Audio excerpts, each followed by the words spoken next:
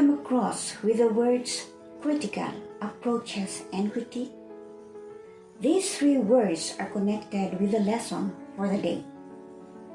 If you have been reading pocketbooks, novels, news articles, watching movies. Ma'am, I'm 8 years old. You think I would be here alone? I don't think so.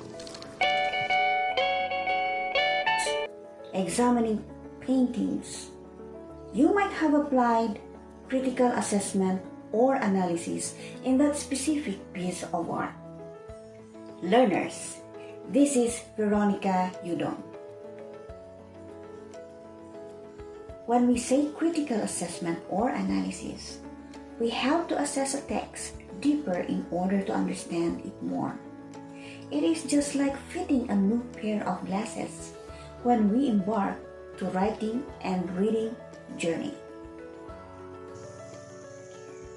Hence, we use a specific approach to read, analyze, interpret, evaluate, and judge a certain piece of art.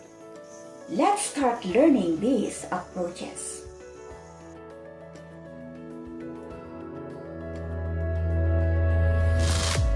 A formalist rejects or simply brackets ideas such as authorship and societal influence, and instead focuses more on modes, genres, discourses, styles, and forms. A formalist always treats an artwork as its own distinct piece, free from any context such as biographical, intellectual, and historical contexts.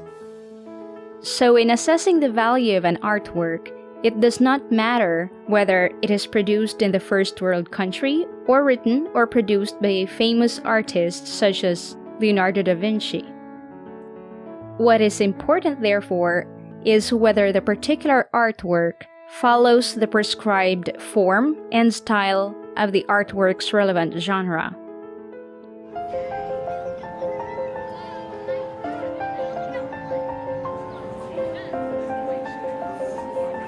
Psychological criticism uses a deeper character analysis to understand ulterior motives of the characters. Example of this is Edgar Allan Poe's sad stories, which are full of mystery that were influenced by the real-life murders he witnessed during his time. Reader response criticism. This is a person's interpretation that will likely change over time, as they have more and more experiences to bring with them to the text. Readers from different periods of time, different cultures, and different places will have different interpretations of the same text. I Have a Dream speech of Martin Luther King Jr. came into existence during his time when discrimination was imposed on the Black Americans. With this situation, historical criticism can be applied as the approach in writing its analysis or evaluation. This is a reflection of the society that created it. If someone has read a write-up about how the Highlanders of the Cordilleras do marriage activities, then he can use social criticism as the method.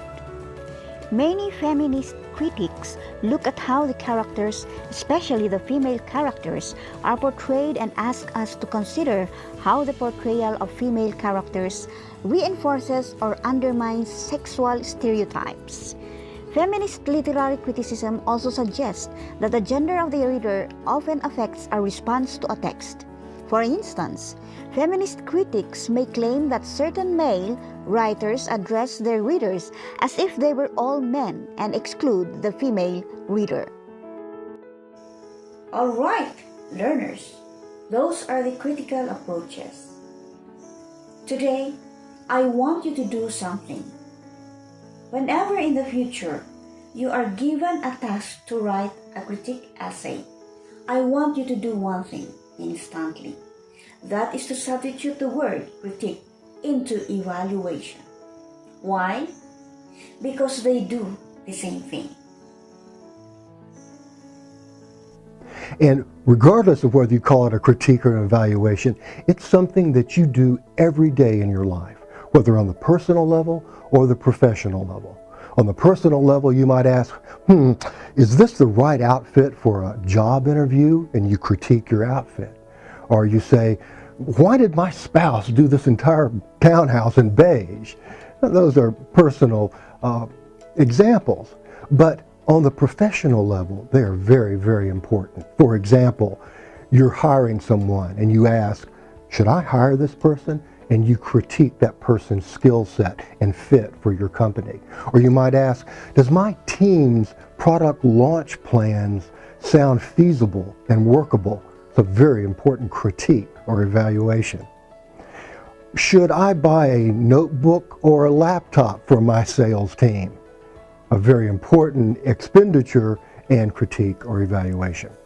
So regardless of whether you're aware of it or not, you're constantly doing critiques and evaluations. And doing that, having the ability to do that in the workplace, will make you one of the trusted people in the workplace and will have a significant impact on your career path. What is critique and how to write one? Watch this video. Now, what I want us to do today is to take a look at the parts of a critique and to go over them one by one. The parts we'll look at are introduction, summary, evaluation, response, and conclusion. First, the introduction. Unlike the introduction to most of the essays you write in school, where the main purpose is simply to introduce the thesis, the introduction of a critique or evaluation essay is more complex. First, you must introduce the author and the title of the work being critiqued. This information is often in the first sentence of a critique's introduction. But so long as the info is at or near the top, you're fine. Second, state the author's main point, whether it's the main point of the entire work or the main point of the section you are critiquing. The main point is sometimes called the takeaway, what the author wants the reader to remember or to do after reading. Third, state in 1 to 2 sentences your overall evaluation of the work you're critiquing. Now, if overall evaluation sounds like your conclusion, bingo, give yourself 10 points, you are correct. So it may be wise for you to leave this portion of your introduction unwritten until you have finished the entire first draft. Fourth and last, be sure to add any background information the reader needs to place the author's work in context. What overall topic is the work related to? Is there a controversy involved? Be sure to set the stage since your reader hasn't read the work as you have. Now, after the introduction comes part 2, the summary. And this is a summary of the entire work, if that's what you're critiquing, or it's a summary of only the section of the work you're critiquing. Now, when you're writing the summary, you are a reporter. You are a reporter providing objective, unbiased reportage of the following 2 things. The author's overall point or takeaway, the main supports offered for that point. And, like a good reporter, your language should be untainted by your own views and certainly be written in the third person, no I's or U's. Your goal? After someone reads a good summary, also called an abstract, that reader should know the author's thesis and main points without detecting any of your opinion. Now, part 3 is the evaluation. This is where you transition from being a reporter to being a judge. And just like a judge at a gymnastics meet, you look at the performance and judge its weak parts and its strong parts. And also, like a judge at a gymnastics meet, you have a scorecard full of criteria by which you are judging that performance. Now, in our case, in the case of this text, you're going to be scoring not by mount and dismount, flexibility and strength, but rather you're going to be scoring by criteria such as accuracy of information, presence or lack of definition of key terms, hidden assumptions, clarity of language, fairness. Did the author weigh both sides without undue bias? Logic and organization. Do the main points link together in a meaningful way and add up to a valid argument? Or are there gaps in the argument? Fallacies. These refer to such argument no-nos as name-calling, hasty generalization, oversimplification, substituting emotional language for fact or logic. The black-white or either-or fallacy, like you're either with us or you're with the terrorist. Or the bandwagon appeal. Everybody else is doing it, so it must be okay, and so on. Now, part 4 is the response. You're no longer a reporter. You're no longer a judge. You are you, giving your personal evaluation or opinion on this work. How do you do that? Simple. You ask yourself questions just like these. What do I agree or disagree with? What does the author get right? What does she or he get wrong, in my opinion? What ultimate merit does this work have? Some? A little? None? A lot? Would I recommend this work as a source on this topic, or should it be avoided in your research? Why or why not? You see, this response section is also where you would use outside sources to back up your opinion of this work, its merits and demerits. In that sense, your response section is like a miniature essay, where your thesis is your opinion of the work and your main points support your opinion. Finally, you're ready to wrap this thing up. Part 5 is the conclusion. Now, this conclusion does not have to be long at all.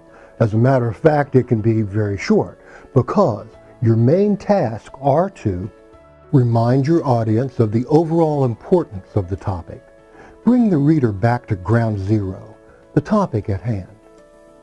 2, bring together your assessment or rating of the work, together with your personal response to it. In doing so, focus on overall strengths and weaknesses.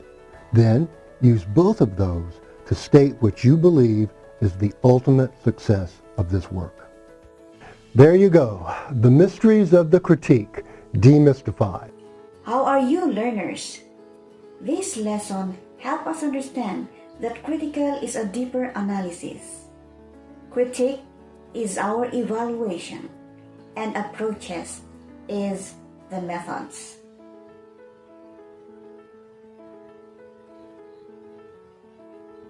You may now check the learning activity sheet and accomplish the given tasks. Good luck. See you in the next session.